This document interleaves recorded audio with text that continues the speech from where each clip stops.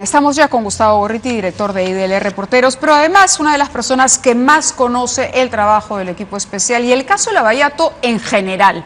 A propósito de este resultado en el Tribunal Constitucional de la liberación de Keiko Fujimori, de los reclamos que han hecho por su parte Rafael Vela o las críticas al fallo y José Domingo Pérez, incluso, por ejemplo, al doctor Ramos, entre otras cosas, yo quería preguntarle a él cuál es su lectura en el marco de todo lo que es el proceso Lavallato de esto. ¿Es un revés para el equipo especial que Keiko Fujimori esté en libertad o no?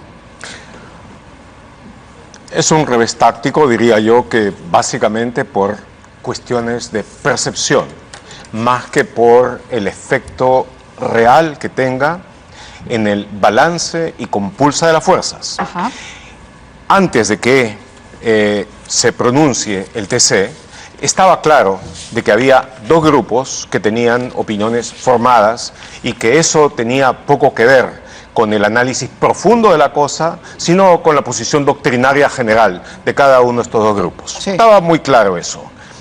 Y que ni aunque tú hubieras logrado contratar al espíritu del filósofo Kant para que vaya a convencer a un grupo determinado, hubiera podido haber cambio en ese aspecto. El que era ahí el factor en duda era precisamente Carlos Ramos, ¿no es cierto? Y bueno, él nos sacó de la duda eventualmente con la votación, el voto que hizo. Entonces, pero estaba dentro de lo posible, porque él se sabía, podía inclinarse hacia un lado o hacia el otro. Claro, un escenario calculado. Y digamos, si era por un conjunto de razones, diría de las cuales solamente un porcentaje mínimo de ellas eran de orden intelectual. De acuerdo. Entonces, pues pasó. Pero, ¿en qué cambia la sustancia de eso?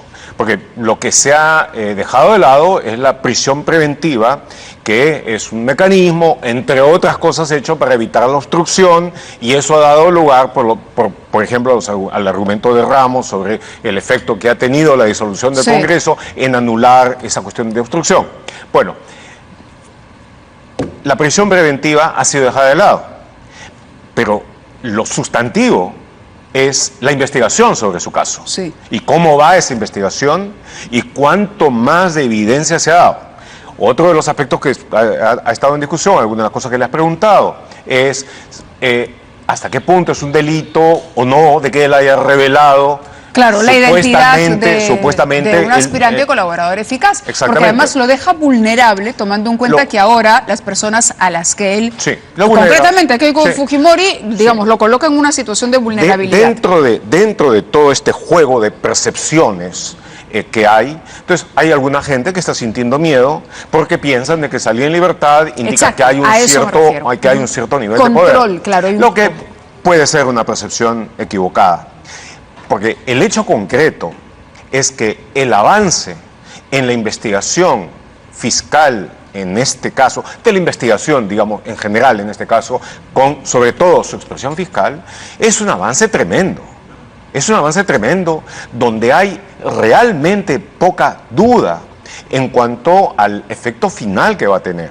Hay más de un colaborador eficaz, pero por lo menos hay uno o dos que son colaboradores eficaces o aspirantes a tales estrellas que han tenido un conocimiento cercano, participativo, tanto en el momento de recibir el dinero como en el momento de ocultarlo, ¿no es cierto?, en las dos partes, y luego en tratar de obstruir, obstaculizar las primeras investigaciones que se hizo. Y después ha habido una verdadera fila, hay una especie de CADE previo en la Fiscalía, en donde todo un conjunto de empresarios, algunos de los más importantes del país en el sector financiero, han ido y han confesado que le dieron tanto dinero en efectivo, en maletín, debajo de la mesa, ¿no es cierto? Claro, o sea, los que controlan la bancarización se desbancarizaron totalmente para dar el dinero en efectivo. Entonces, han confesado una cantidad importantísima de los que ha dado el dinero. Han corroborado, digamos, en el sentido en que todo esto se ha hecho, la confesión primera de Barata sobre esto. Han dado los argumentos. A eso añade las confesiones de algunos de los colaboradores fundamentales que han estado presentes en las donaciones de otros. Y han dicho cómo, cuándo, dónde, de qué manera y por cuánto se hizo. Y luego cómo se ocultó. Y por último, han también confesado personas que han estado dedicadas a borrar huellas. La pregunta que te haría, Gustavo, y que mucha gente se hace es, ¿y por qué no acusa? Porque la sensación de que se extiende el tiempo de la investigación, que no se llegue a formular una acusación cuando hay tantos elementos en los que están plenamente convencidos los fiscales, tú y yo podemos ver la información y de repente está la hipótesis ahí y uno dice, bueno, están los elementos, prácticamente están los elementos. El asunto es, ¿por qué no formular una acusación de una vez? Porque, bueno, obviamente quien dirige la estrategia en este caso concreto es el fiscal a cargo. De la lectura analítica que yo hago, puedo suponer de que ante la muralla de obstrucción, de denegación y de mentiras que se planteó inicialmente por parte de fuerzas tan poderosas como las que ahora se han evidenciado mentían, entonces era de vital importancia el poder redondear todos los factores centrales como para poder dar una explicación que no tuviera fisuras, que fuera lo suficientemente sólida, fuerte y potente como para tener garantizado el éxito acusatorio en cualquier tribunal, ¿no es cierto? Digamos que tuviera un mínimo de capacidad intelectual y de decencia y de decencia profesional. Entonces yo creo de que ha estado en eso, pero tal como veo el asunto ahora, diría yo de que falta posiblemente un par de pasos y que no son de los más importantes ya, como para poder tener todo lo necesario para llevar a cabo la acusación. La acusación. Ahora, hay interrogatorios de que se vienen. El sábado está viajando el equipo especial, está viajando también el procurador, se inician los interrogatorios hasta el 13, me parece, de diciembre, y está también el caso de Villanueva, que ustedes lo han abordado, del expresidente del Consejo de Ministros en IDL, donde también el caso parece estar absolutamente redondo, porque incluso hay un seguimiento en este caso, ¿no? Y un trabajo coordinado que ha permitido revelar que el señor César Villanueva claramente quería obstruir la justicia. Entonces, ¿la liberación de Villanueva viene a ser otro golpe también para el equipo especial o no? Había una cosa diferente. Una es la detención preliminar, la otra es la prisión preventiva. Correcto. Y la preliminar, me estaba informando involuntariamente de derecho, no sería mi campo de acción preferido, pero tiene plazos muy definidos. De tal manera de que pasa el plazo y tiene que darse libertad. Pero en forma muy pronta puede llevarse a cabo la diligencia en la que se pida la prisión preventiva. Y yo me imagino de que ante el nivel de evidencia que se ha dado, es poco probable de que vaya a haber un curso diferente de acción. Por lo pronto, la libertad que tiene es con una serie de restricciones. ¿Revilla está bajo sospecha por haber sido indulgente con César Villanueva y al haber pedido una comparecencia y no una prisión preventiva, que era lo que todo el mundo suponía iba a ocurrir? ¿Bajo sospecha de quién? No lo sé. Digo, yo no sospecho de nadie, sigo la evidencia. ¿A dónde lleva esto? Sí, claro, ¿no? pero ¿a dónde lleva? Las luces en el camino, digamos, para llegar a la certeza, comienzan con una intuición. Lo lógico que habría que suponer acá es de que si hay tanta evidencia en el sentido de que se intentó hacer una obstrucción, hay que decir, bastante chambona, realmente torpe, que indica un grado de desesperación, dentro de eso, me parece que era lógico pasar de ahí a la prisión preventiva. A eso me refiero, y sobre todo por un detalle, porque a ver, nosotros hemos podido también conversar con algunas fuentes que tenemos y nos dicen estas fuentes, con además conocimiento y documentos en la mano, que el trabajo que se hizo, por ejemplo, con Fernández, que es el primero que tenía a su cargo la investigación de Villanueva. Jesús Fernández, cuya principal investigadora es Villanueva, Fanny Quispe, ¿no? Exacto, el expresidente del Consejo de Ministros, por la coima que le había dado Odebrecht por la construcción de esta carretera, mientras fue, San José de César, mientras fue gobernador regional en San Martín. A ver, este trabajo se hizo coordinado entre la Fiscalía de Fernández, que entiendo que el equipo especial estaba enterado incluso del seguimiento que se le estaba haciendo a Villanueva. La que ha llevado esto, coordinado esto funcionalmente, es, hasta donde yo entiendo, la fiscal Fanny Quispe, que es una fiscal con mucha capacidad y que yo entiendo que es muy probable que haya tenido un grado de coordinación con sus colegas, pero me imagino que también aprendiendo de la experiencia del equipo especial, con la suficiente reserva como para no amenazar la integridad de la investigación. Esta investigación ha estado basada en seguimientos, en intervenciones a gente que estaba dentro del Ministerio Público. Tengo una pregunta porque hay una carta que le dirige el fiscal Juárez Atoche, que está viendo este tema, a la doctora Bernabé Revilla, justamente para tratar de que los plazos coincidan. Había una coordinación entre Juárez Atoche y Fernández para ver el tema de la prisión preventiva por el tema de la obstrucción a la justicia, esta filtración que habrían pretendido en el equipo especial, concurrente con el pedido que haría Juárez Atoche por la coima. Sin embargo, esa coordinación se ha roto con Revilla y hay un documento que le envía Juárez Atoche, este es el documento, a ella misma, acá está, fiscal suprema de la segunda fiscalía tanto, donde le dice, déjame ver porque ya a estas alturas del partido, este despacho fiscal, en el trámite de carpeta fiscal que tiene a su cargo la formalización de investigación preparatoria en contra de César Villanueva, Marcos Espinosa por la comisión de delitos de colusión, aprovechamiento indebido del cargo, asociación ilícita en agravio del Estado peruano, como consecuencia de ello también ha requerido, dice, ha requerido la medida coercitiva de prisión preventiva en contra de los mencionados, ¿no? Asimismo, el despacho fiscal ha tomado conocimiento que su despacho supremo ha solicitado ante el señor juez supremo la medida de comparecencia restringida contra César Villanueva, ¿no? Arévalo, por los delitos de tal y tal, el jueves 5 de diciembre.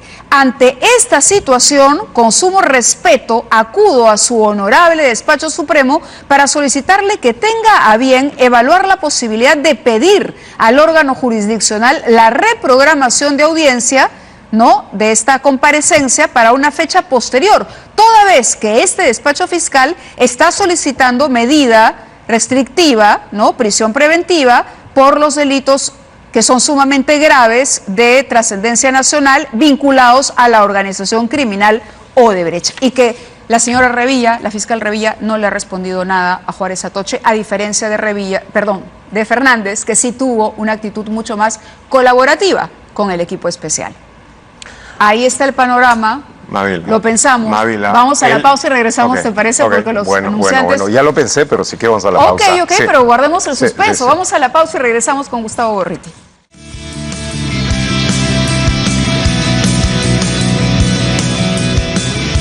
Muy bien, la respuesta de Gustavo Gorriti. ¿Qué está pasando en la Fiscalía? Revilla quiere boicotear al fiscal Juárez Atoche, que necesita que el señor Villanueva no se escape, no se fugue, que se garantice que va a estar en el país. Pero no solo eso, sino que además cumpla una prisión preventiva.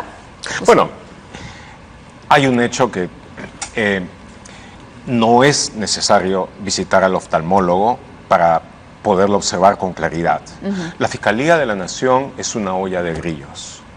Y lo dijo ayer, Zoraida. Bueno, donde pugnan fuerzas encontradas. De un lado, la fiscal de la Nación, que es una mujer con buenas intenciones y que desea hacer las cosas bien, y que está rodeada por cuellos blancos, ¿no es cierto? Ahí lo tienes a Rodríguez Montesa, lo tienes a Ladino Galvez, lo tienes a Chávarri, y ellos tienen una mayoría dentro de las juntas fiscales. A su turno, tienen toda una serie de asistentes, de fiscales que están en los niveles superiores o supremos adjuntos, que constantemente buscan de llevar sus acciones de tal manera de favorecerlos y, por ejemplo, atacando constantemente a los fiscales del equipo especial. Buena parte del tiempo, y unas cosas que me preguntas, por ejemplo, parte de la respuesta a tu pregunta anterior, de por qué no acusan, una de las cosas que te voy a decir es porque son muy pocos,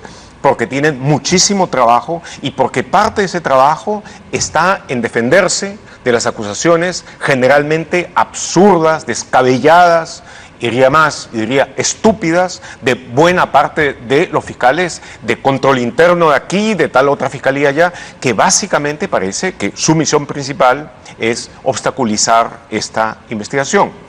Entonces, dentro de ese juego de fuerzas y de influencias se producen este tipo de fisuras, roces, ese tipo de y de falta grietas. de coordinación, porque es absurdo Bueno, es que no hay coordinación que no haya una en esa coordinación en esa interna. condición. Es decir, hay que competir con el equipo especial si finalmente es todo parte del Ministerio Público. Eso es lo duro. Es que el nivel de corrupción que ha habido en el Ministerio Público ha sido muy importante.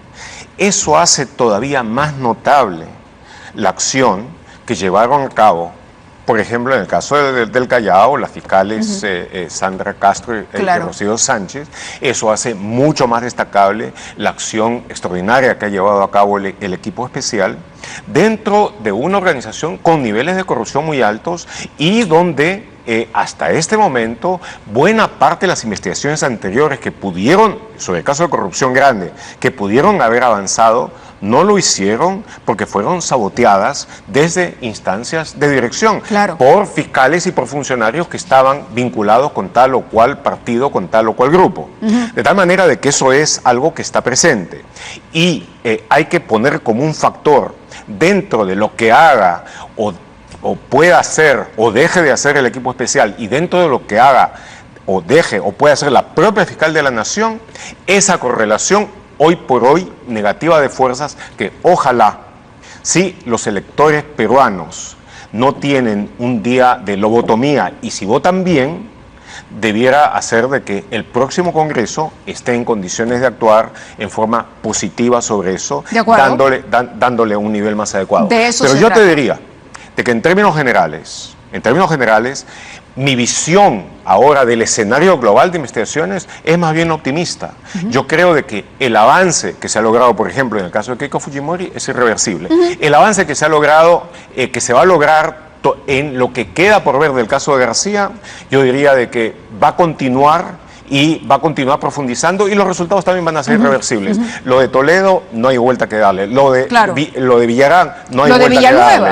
Y lo de Villanueva ahora también. Claro, es a nivel regional, pero igual es Lavallato, igual es la cantidad de empresarios que antes estaban acostumbrados a hacer ese manejo de mano izquierda y a tener a los políticos a su servicio para el servicio de intereses, utilizando las palabras que a ellos les gustan, totalmente mercantilistas.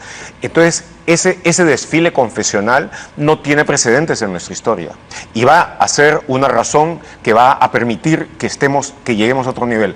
Hace poco, la BBC sacó una nota preguntándose por qué el Perú no tenía el nivel de desorden y desmadre que está ocurriendo en Chile, en Colombia, que ocurrió en Ecuador, y en Bolivia. Y todo esto. Yo diría de que una parte de la respuesta que no la supieron calibrar lo suficiente es la siguiente, de que aquí la lucha anticorrupción ha avanzado como nunca y eso ha servido en gran parte para que una población que empezó a desconfiar de la democracia, como lo expresa el Latinobarómetro, haya visto de que lo que es uno de los dos problemas fundamentales para la población esté en posibilidad de responderse y eso le ha dado estabilidad al país. Lo que muchos decían de que no servía, que hacía daño a la economía, etcétera, realmente ha terminado dándole una estabilidad sistémica al país en el sentido de que la gente ve de que el sistema no está contra ellos, sino de que por lo menos una parte virtuosa de ese sistema puede tomar el control también y participar activamente en el sistema. Que una parte virtuosa de ese sistema, entre otras, por ejemplo, los fiscales del equipo especial, están logrando resultados importantes.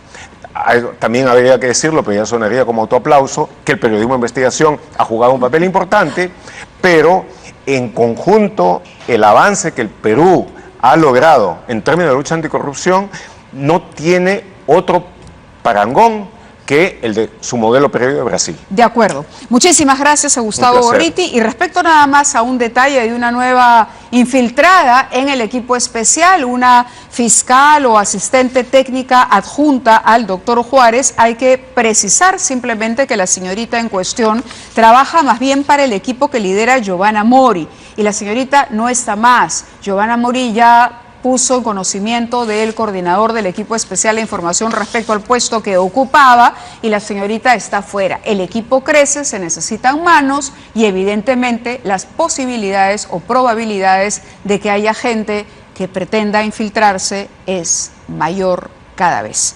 Muy bien, Gustavo Gorriti estuvo con nosotros. Gracias, Gustavo. Gracias, Mabila. Y atentos a las novedades de la próxima semana, por supuesto. Sin duda. Claro que sí.